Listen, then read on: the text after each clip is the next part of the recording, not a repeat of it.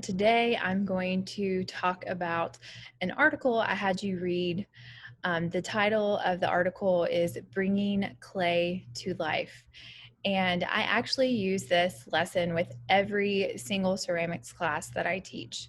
It is extremely important to understand the history of clay and where the people who have come before you in the clay art world have come from. All right, so in the article, it started by talking about old ceramic art and ancient history.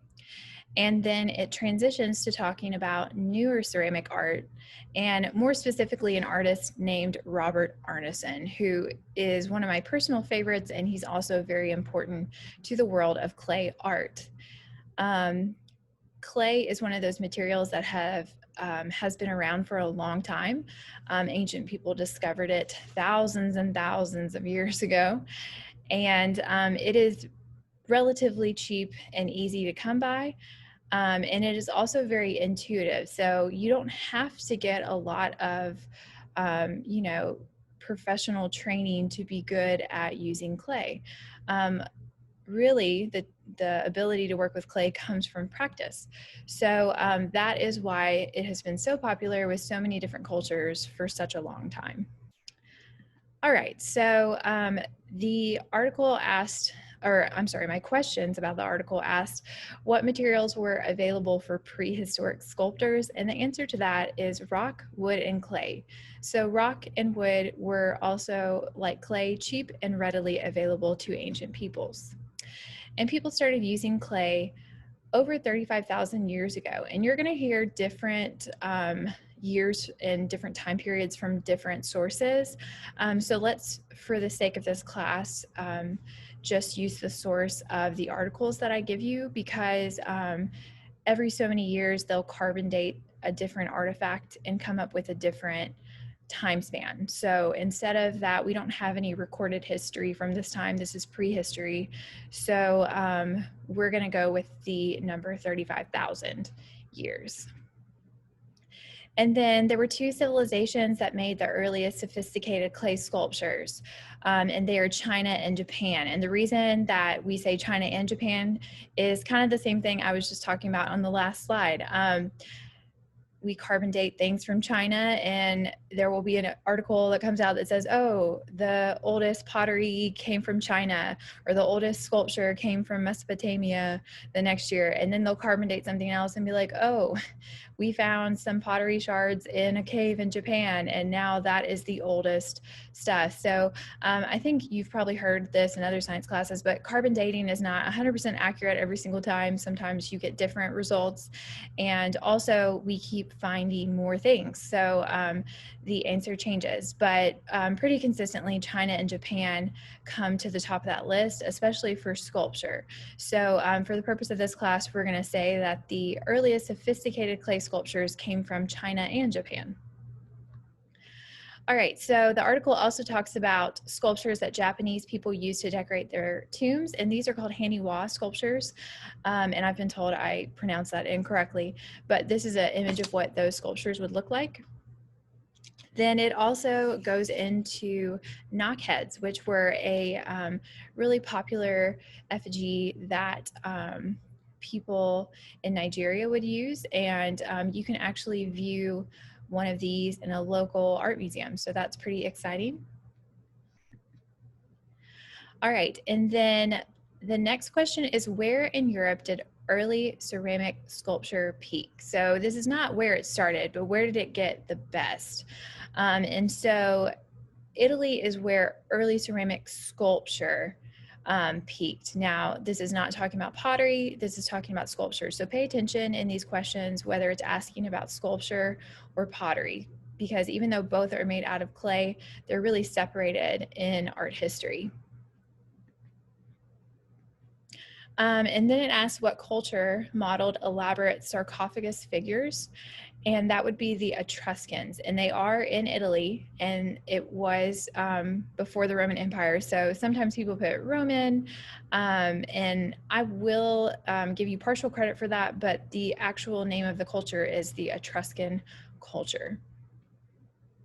All right, so then in the packet that I gave you, it actually is a different article called The Many Faces of Robert Arneson.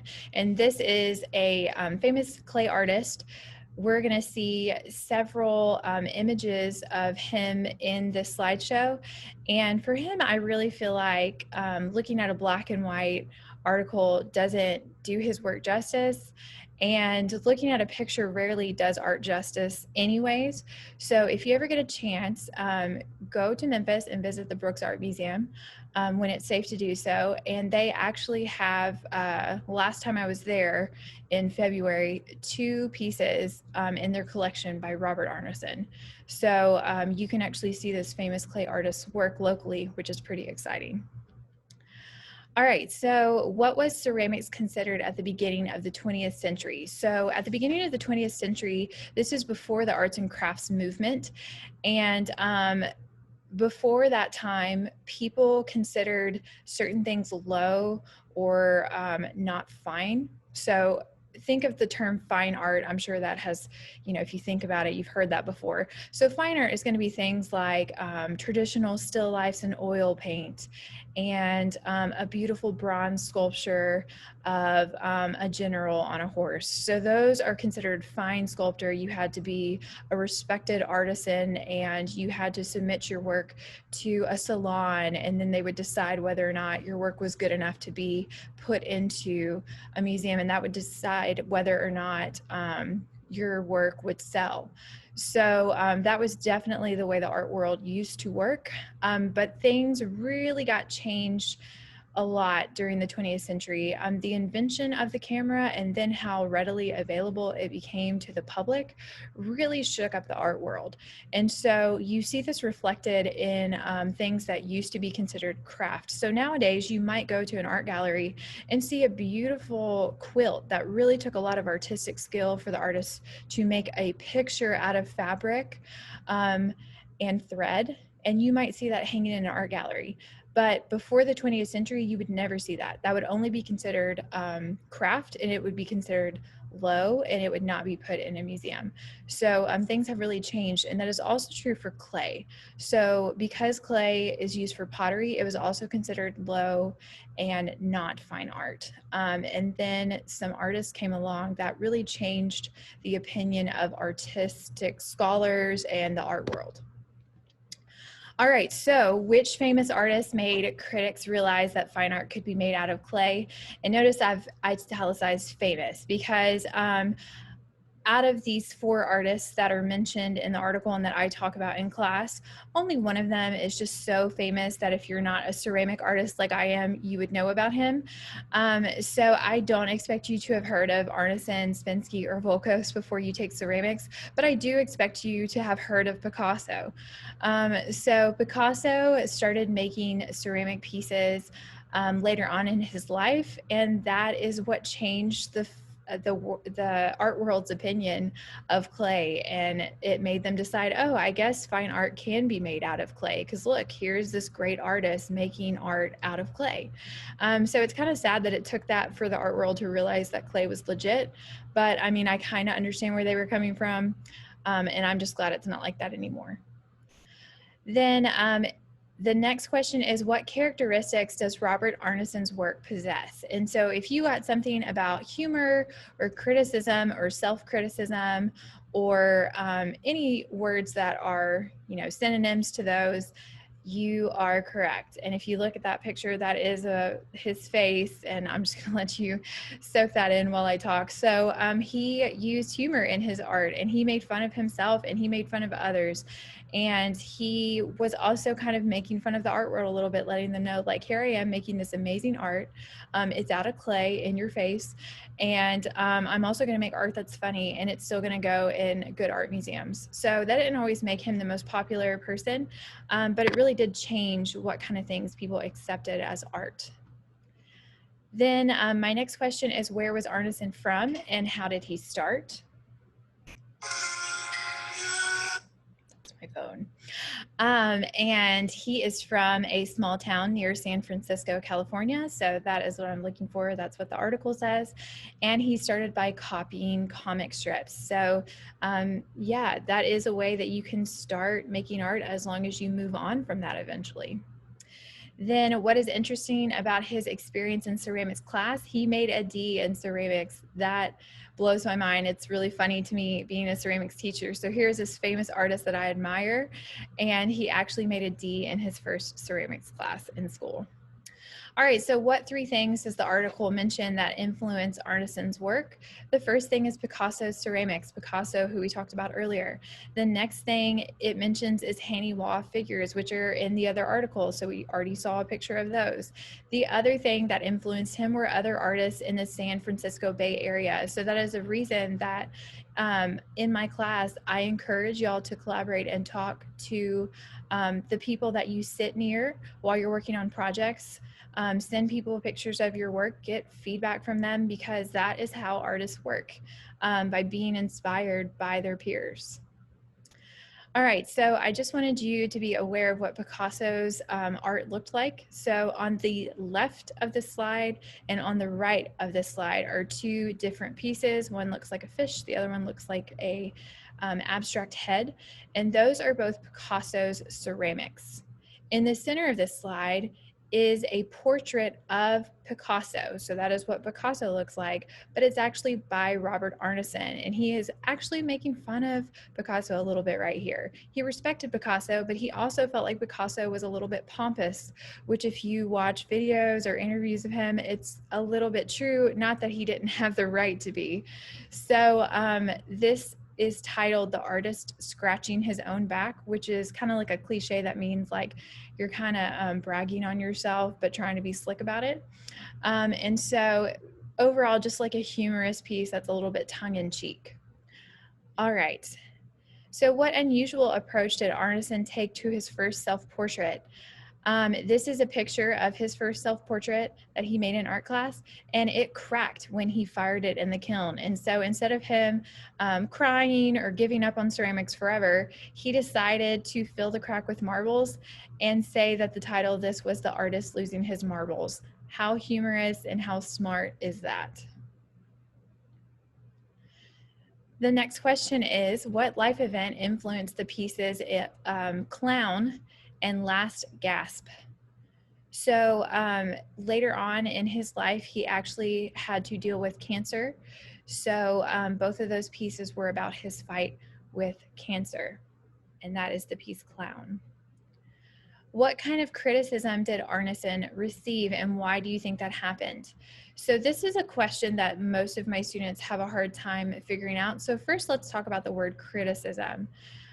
So criticism means someone is criticizing you or saying negative things about you. So what kind of negative things did people say about Arneson?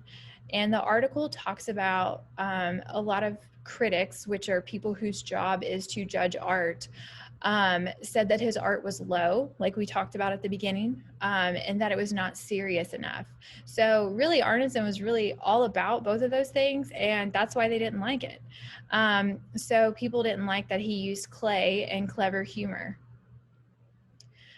All right, so what two other famous artists did Arneson admire, and what ideas did he use from their work? So one artist that he admired was Jackson Pollock, and he would cover his own work like Arneson would, cover his work with splashes and drips of paint, just like Pollock would on his paintings. And that image right there is an image of one of Pollock's paintings. He's kind of infamous for that style of doing the splatter paint.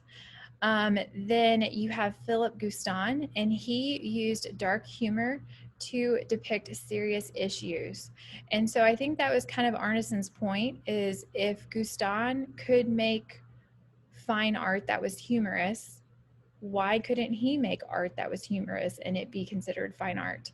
So he kind of borrowed that idea from Guston. They were friends, so they probably both influenced and inspired each other. So both of these pieces are pieces by the clay artist Robert Arneson, the guy who the article is about, And these are both made out of clay, and they're both inspired by Jackson Pollock. So that image of the piece on the left, that is actually one of the pieces that is in the Brooks Art Museum in Memphis. So you can see that piece in person, and it looks amazing. I remember walking in the room and just kind of being like arrested. Like, it was so just like mind blowing to see that piece in person. And then the piece on the left is more like an abstract version of Pollock's work. Then these next two pieces are Robert Arneson's Homage to Guston. And so if you look at the left, and you see a little figure that was in the painting 2 slides ago, and then those shoes are the exact same shoes that are kind of in the foreground of the painting 2 slides ago. So the paintings were by Guston, these ceramic pieces were by Arneson. All right, the last question on that sheet is really your opinion. And so I'm going to stop there, but I want you to really reflect on what I just talked about and what you read, and just be grateful that people like Arneson have come before you so that you can take ceramics and get a fine art credit. I hope you have a wonderful day.